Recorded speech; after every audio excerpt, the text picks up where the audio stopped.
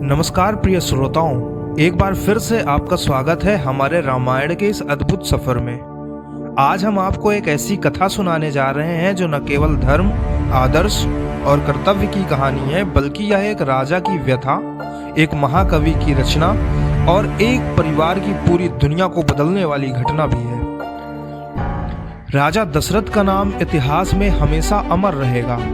वह अयोध्या के सबसे प्रतिष्ठित और शक्तिशाली सम्राट थे, जिनके राज में प्रजा सुखी और समृद्ध थी। दशरथ के 4 पुत्रों का जन्म हुआ, राम, भरत, लक्ष्मण और शत्रुघ्न। लेकिन उनकी मन की शांति और संतोष केवल एक ही बात से जुड़ी थी, उनका सबसे प्रिय पुत्र राम।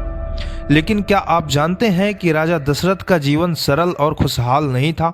उनके साम्राज्य और परिवार में एक गहरी व्यथा भी थी। आइए जानते हैं कैसे। राजा दशरथ का साम्राज्य अयोध्या के शानदार महलों, उन्नत दरबार और समृद्ध प्रजा से भरा हुआ था। लेकिन उनके जीवन में एक दुख भी था जो उनके दिल में घर कर चुका था। वह था संतान का अभाव। दशरथ के पास 3 पत्नियां थीं। कौशल्या, जो राम की मां थी, कैकेयी, जिनसे भरत का जन्म हुआ, और सुमित्रा, जिनसे लक्ष्मण और शत्रुघ्न का जन्म हुआ। इन तीनों रानियों से दशरथ का जीवन खुशहाल था, लेकिन एक चीज की कमी थी, संतान। मेरे पास अयोध्या का राज है, लेकिन यदि मेरे पास संतान नहीं होगी तो यह राज किसके हाथ में जाएगा? मेरा वंश समाप्त हो जाएगा।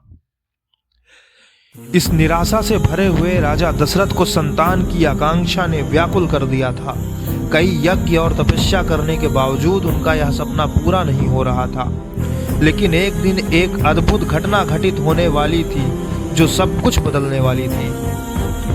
राजा दशरथ ने अंततः एक विशेष यज्ञ करने का निर्णय लिया, जिसे पुत्र कामेक्षी यज्ञ कहा जाता है। यह राजा दशरथ को संतान प्राप्ति के लिए करना था और राजा दशरथ ने इसे पूरे निष्ठा से किया। यज्ञ के बीच में एक आश्चर्यजनक घटना हुई। अग्नि के देवता ने यज्ञ में पवित्र अग्नि से एक दिव्य अमृत का कलश राजा दशरथ को दिया।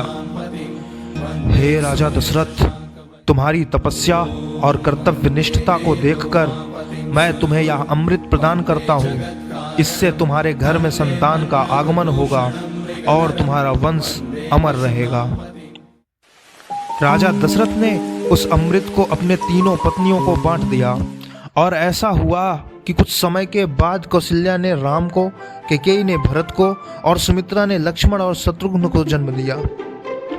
राम का जन्म विशेष रूप से अद्भुत था।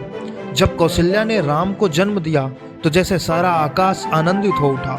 चारों ओर दिव्य रोशनी फैल गई और हर व्यक्ति के दिल में एक अजीब सा सुख और शांति का अनुभव हुआ।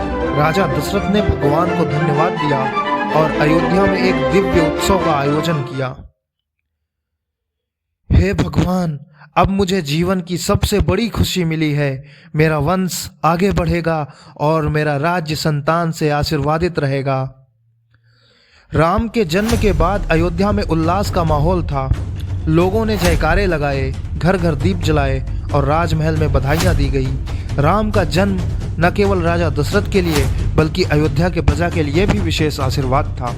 हर घर में एक नई रोशनी आ गई थी और इस तरह से राम का जन्म हुआ, जिसने न केवल राजा दशरथ के जीवन को खुशियों से भर दिया, बल्कि यह घटना अयोध्या के संपूर्ण भारतवर्ष के इतिहास में एक नए युग की शुरुआत थी। अब अगली कड़ी में हम देखेंगे कि राम के जन्म के बाद उनका बचपन कैसे बीता और कैसे वह भविष्य के महान नायक के रूप में उभरे। क्या उनकी यात्रा आसान होगी? क्या उन्हें अपने जीवन में वह सब मिलेगा जो वह चाहते हैं?